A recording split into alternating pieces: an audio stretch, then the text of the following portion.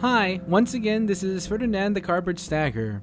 On this quick start tutorial we're going to go through Terraforming the Druidic Craft, a terrain manipulation game by Nancy Hutchins. Let's begin with the components. The terrain cards make up the board of the game. In a standard game you only need the first 36 cards. These cards are all double-sided with two different terrains. There are several different terrain types plus a special card, the Mystical Void card. A card's current state is the card's face upside when it's on the board. The smaller icon within the image of the terrain tells the players what kind of terrain is on the other side. There are 5 playable druids in the game, each having a terrain advantage and a unique ability. Alana the Thunder Druid immediately draws a card when she gets displaced. Bashir the Mountain Druid is not affected by offensive attacks. Radnook the Druid of the Desert draws an additional spell card on his turn if he doesn't use a move action. Balmora, the Forest Druid, gains another spell card on her turn if she does not cast a standard spell. And Shayhorn, the Water Druid, allows her to gain an additional move action when she displaces an opponent's token. The goal cards in this game tells the player what is needed to be done in order to win. The most common goal among the cards are arranging terrain cards in a specific shape or alignment. All goal cards are kept secret until the player has completed it. There are many types of goal cards, and players may replace their goals several times in the game for a new one. Spell cards help players in the game to achieve their goal. Some of these types of spell cards manipulate the board, throw off opponents, and in many ways help you out. Unlike standard spell actions, players may play many spell cards on a turn. To set up a game with terraforming, you first need to set up the board. If playing the 5x5 board, then remove the cards from 37 to 48. Shuffle these cards, and then place them in a 5x5 figure with a random side face up. Next, form the market off to the side. Draw and place 3 cards in a row and place the rest of the cards forming a deck next to it. Randomly deal out a druid card to all players and give out their corresponding druid token. Next, shuffle the goal and spell cards. Give all players 2 goal cards to start. Then every player selects one and return the other to the bottom of the deck. Keep in mind that all goal cards are kept hidden from other players until a player has completed it. Then deal out 2 cards from the top of the spell deck to all players face down. Before beginning the game, a random player is selected to start. To do this, all players roll an 8-sided die. The player with the highest results go first. Finally, in reverse order, starting with the last player, players place their druid token on one of the cards on the terrain board edge. Alright, it's time to play.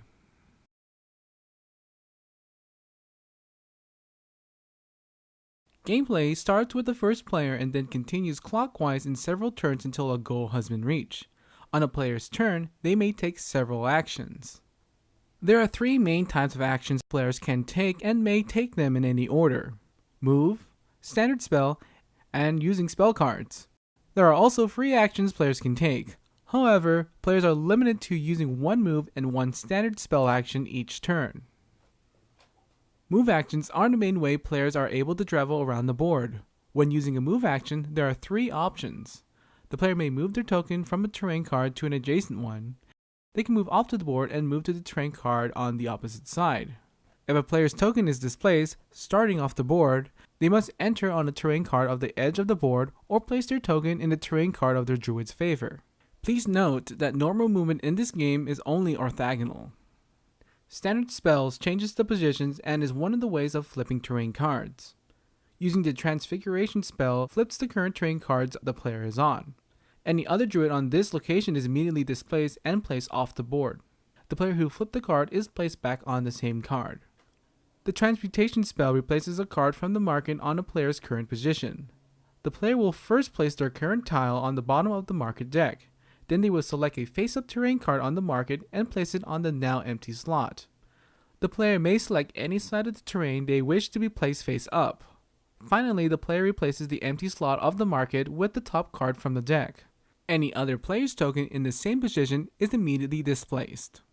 The Levitate spell swaps the tile with the current player tiles with another player on a different tile. Player tokens remain on the same card and other players' tokens do not get displaced in this way. As for spell cards, players may play any number of them on a single turn. Some spells are allowed to be played off turn and there is no hand size limit for spells. There are also a number of free actions a player can take. Players may look at the back of any terrain card. Each druid has a move and flip ability that a player can use once a turn. and a player may discard their goal card once a turn to draw a new goal. They discard their current goal, draw 2 cards, keep one, and place the other on the bottom of the deck. Players may pass, meaning not moving, playing spell cards, using standard spells, and any other actions. Doing so adds another spell card to their hand.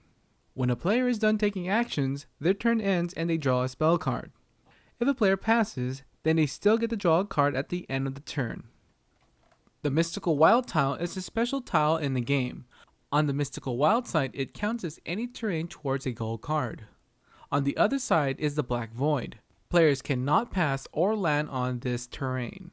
In order to win, a player needs to reconfigure specific tiles to meet their goals criteria.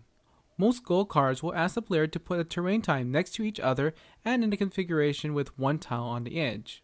Others will ask for a shape of a diamond.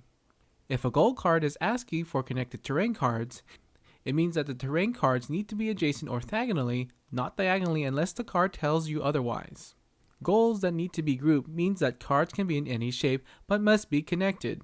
If a player draws a gold card that requires a 6x6 game board and the current game is played on a 5x5 board, then the player may simply discard the card out of the game and draw a new one. If a player reaches their goal, the player immediately flips their gold card and shows that they have won. This concludes the tutorial for a standard game. If you'd like to change up your game a bit, try these variants.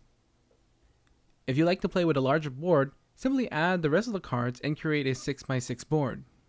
For a longer game, you can have players score a total of 3 goals in a single game.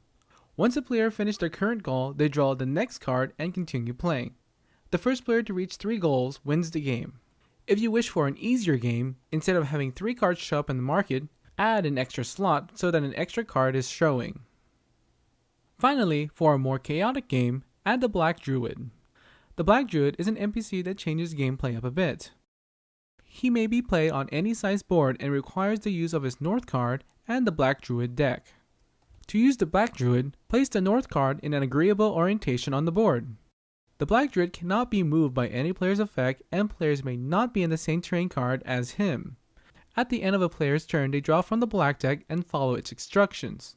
His cards mainly tell the players if a Black Druid has any movement or effects on his turn.